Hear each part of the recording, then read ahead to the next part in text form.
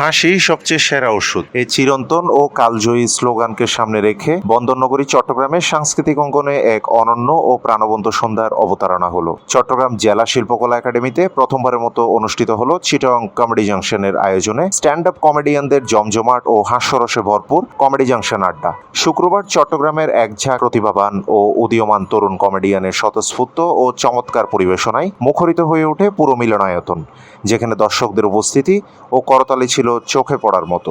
Senior comedian Sadequr Rahman মাসুমের সভাপতিত্বে এই ব্যতিক্রমী অনুষ্ঠানের সঞ্চালনা করেন দেশের জনপ্রিয় রিয়েলিটি শো এনটিভি হাসর রানার আপ খ্যাতনামা কমেডিয়ান রিফাত। অনুষ্ঠানে প্রধান অতিথি হিসেবে উপস্থিত থেকে অনুষ্ঠানের শোভাবর্ধন করেন ফুলের হাসি ফাউন্ডেশনের উপদেষ্টা জসিমউদ্দিন ফিরোজ। আপনাদের মাঝে না আসলে অনেক কিছু মিস করতাম। অনেকদিন পরে মনে হয় অনেক বেশি মন খুলে হাসতে পারলাম। আসলে তসলিম ভাইয়ের পাশে ছিলাম, তসলিম ভাইয়ের মতো দুইজনেই আমরা মন খুলে হেসেছি।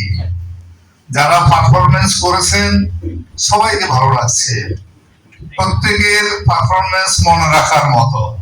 এছাড়া বিশেষ অতিথি হিসেবে মঞ্চ চালু করেন এনটিভি হাসর জনপ্রিয় পারফর্মার ও ফুলের হাসি ফাউন্ডেশনের চেয়ারম্যান তসলিম হাসান হৃদয় এবং বিশিষ্ট নির্মাতা আশিকুর রহমান সহ বিনোদন জগতের আরো বহু গুণী ব্যক্তিত্ব। প্রোগ্রামগুলো চেষ্টা করি অনেক বড় বড় জায়গায় করার, রেডসেলগুলো সোনারগাঁ থেকে শুরু করে চিনমন্ত্রী সম্মেলন, অনেক বড় বড় জায়গায় প্রোগ্রামগুলো করেছি।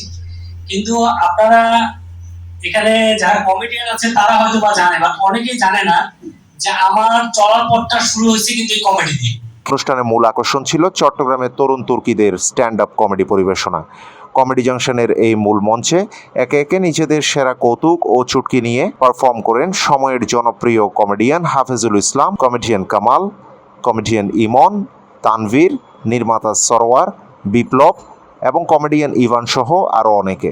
তাদের নিখাত ও মনকাড়া অভিনয়ে মিলনায়তনে উপস্থিত দর্শকদের হাসির রোল পড়ে যায়। মনোবিজ্ঞানী এবং আয়োজকরা মনে করেন মানুষ মূলত সুখ বা আনন্দের বহিঃপ্রকাশ হিসেবে কম বেশি হাসতে পছন্দ করে, কিন্তু কেবল সুখে থাকলেই মানুষ হাসবে, অন্যথায় মুখ গোমড়া করে থাকবে, এমন ধারণা মোটেও ঠিক নয়। ঠিক আছে, মানে পুরোটা যদি ফেক হয় সেখানে আপনি ফেক খুঁজে পাবেন না, পুরোটাই রিয়েল, মানে রিয়েল ফেক।